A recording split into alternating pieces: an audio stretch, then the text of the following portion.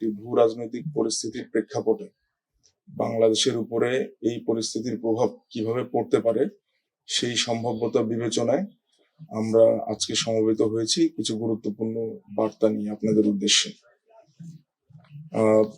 আপনারা সকলেই দেখেছেন মধ্যপ্রাচ্যে যুদ্ধ পরিস্থিতি বিরাজ করছে এবং এই পরিস্থিতির ফলে আন্তর্জাতিক জ্বালানি সরবরাহ প্রক্রিয়া অনেকাংশেই ব্যাহত হচ্ছে এবং ভবিষ্যতে আরো বিঘ্ন ঘটার সম্ভাবনা রয়েছে। এরই প্রেক্ষাপটে বাংলাদেশ সরকার কিছু সতর্কতামূলক অগ্রিম ব্যবস্থাপনা গ্রহণ করেছে। ইতিমধ্যে আপনারা জেনেছেন যে পেট্রোলিয়াম কর্পোরেশন থেকে একটি দিক নির্দেশনা দেওয়া হয়েছে যে বিভিন্ন গাড়ির ধরন ভেদে কি পরিমাণ জ্বালানি তারা পাম্প থেকে গ্রহণ করতে পারবে এই ব্যাপারে একটি সঠিক দিক নির্দেশনা প্রদান করা হয়েছে।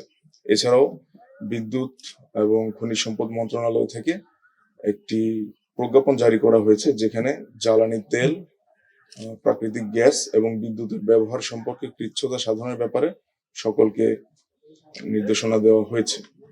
সো এরই প্রেক্ষাপটে এই পরিস্থিতি বিবেচনায় জ্বালানি তেলের সংরক্ষণ প্রচেষ্টা, অর্থনৈতিক স্বার্থ রক্ষা এবং সীমান্ত নিরাপত্তা ব্যবস্থার উপরে জোর দিয়ে বাংলাদেশ বর্ডার গার্ড বাংলাদেশ কিছু কার্যকরী ব্যবস্থা গ্রহণ করেছে। আমি সেই ব্যাপারে আপনাদেরকে অবহিত করব।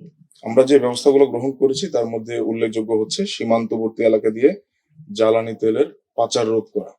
আমাদের সাতক্ষীরা ব্যাটালিয়নে 54 কিলোমিটার সীমান্ত রয়েছে, সেই জায়গা দিয়ে কোনোভাবেই যেন কোনো জ্বালানি তেল পাচার না হতে পারে সেই ব্যাপারে আমরা সতর্ক রয়েছি এবং আমাদের যে নিয়মিত মনিটরিং সেটা আমরা আরো বেশি জোরদার করেছি।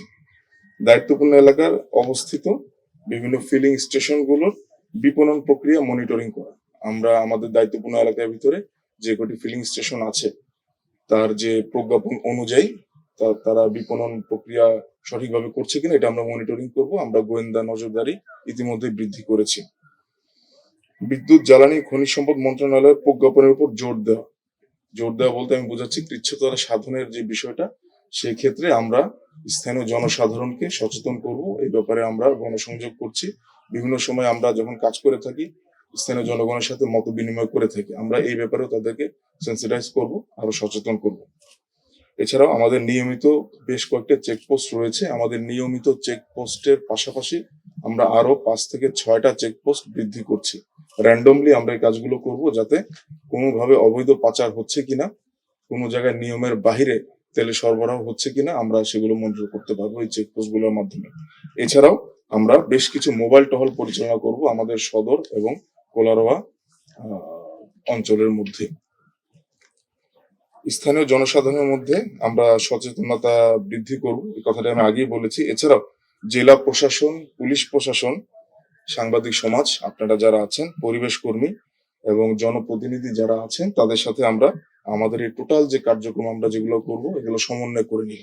কারণ এটা একলা আসলে আমরা আমাদের পার্টটা করতে পারবো, বাট সার্বিকভাবে আমরা তখনই সাকসেস হবো যখন সকল স্টেক হোল্ডাররা সমন্বিতভাবে আমরা এই কাজটা করতে পারবো। এরই সাথে আমি আপনাদের মাধ্যমে জনসাধারণকে অনুরোধ করব যে আপনারা নিজে থেকে বিষয়টা বোঝার চেষ্টা করবেন এবং সরকারের যে প্রজ্ঞাপন সেইটা মেনে চলার চেষ্টা করবেন। কৃচ্ছ্রতা সাধন করা আমাদের ধর্মেও বলা হয়েছে, সকল ধর্মেই বলা আছে কৃচ্ছ্রতা সাধন করা অবশ্যই একটি ভালো কাজ। সো আমরা ওই দিকটাও খেয়াল রাখবো এবং দেশের যে সম্ভাব্য একটি বিপর্যয় মোকাবেলায় আমরা সরকারকে এবং আমরা নিজেদেরকে সহায়তা করব।